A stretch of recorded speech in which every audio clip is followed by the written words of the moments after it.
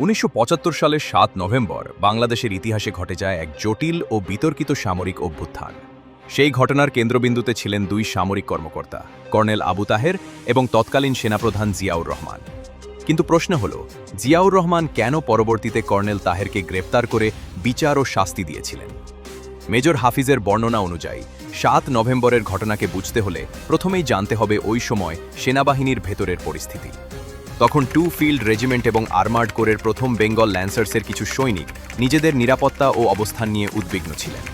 তাদের অনেকের নেতা বা সংশ্লিষ্ট কর্মকর্তারা দেশের বাইরে চলে গিয়েছিলেন, ফলে নিজেদের আগের অবস্থানে ফিরে যাওয়া এবং নিজেদের রক্ষা করার জন্য তারা একটি অভ্যুত্থানের ব্যাপারে উদ্গ্রীব হয়ে উঠেছিলেন। এই পরিস্থিতির মধ্যেই কর্নেল তাহেরের নেতৃত্বে কিছু সৈনিক সংগঠিত হয়। মেজর হাফিজের ভাষ্য অনুযায়ী তাহেরের সঙ্গে থাকা সৈনিকদের বড় অংশই ছিল অর্ডিন্যান্স, সিগন্যালস ও আর্মি সার্ভিস কোরের মতো সহায়ক ইউনিটের সদস্য।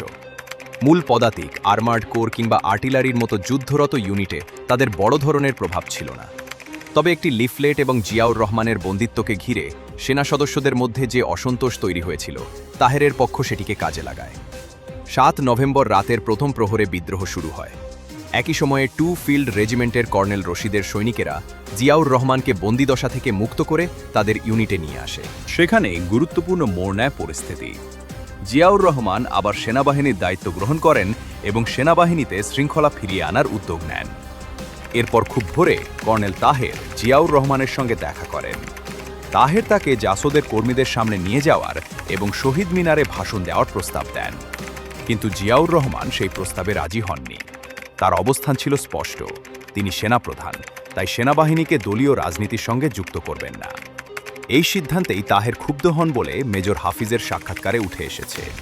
এরপর তাহের ক্যান্টনমেন্ট ছেড়ে চলে যান এবং বাইরে থেকে জিয়াউর রহমানকে উৎখাতের পরিকল্পনা করতে থাকেন বলে তার দাবি। অন্যদিকে ৭ নভেম্বরের বিদ্রোহী সৈনিকেরা ১২ দফা দাবি উত্থাপন করে।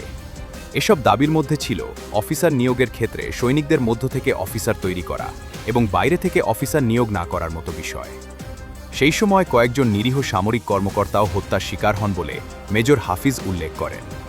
ফলে জিয়াউর রহমানের সামনে প্রধান দায়িত্ব হয়ে দাঁড়ায় সেনাবাহিনীর চেইন অফ কমান্ড পুনঃপ্রতিষ্ঠা করা। তার দৃষ্টিতে সেনাবাহিনীতে বিদ্রোহ ও শৃঙ্খলা ভঙ্গকে নিয়ন্ত্রণ করা জরুরি ছিল। আর এই প্রক্রিয়াতেই কর্নেল তাহের সহ সংশ্লিষ্টদের গ্রেফতার করে বিচারের মুখোমুখি করা হয়। মেজর হাফিজের বক্তব্যের মূল যুক্তি হল, জিয়াউর রহমানকে মুক্ত করার পেছনে কর্নেল তাহেরের সামরিক শক্তি এককভাবে নির্ণায়ক ছিল না, বরং ফিল্ড রেজিমেন্টের সৈনিকেরা নিজেদের অবস্থান ও নিরাপত্তার স্বার্থে জিয়াকে মুক্ত করেছিলেন। তবে ৭ নভেম্বরের ব্যাখ্যা নিয়ে রাজনৈতিক দলগুলোর অবস্থান ভিন্ন।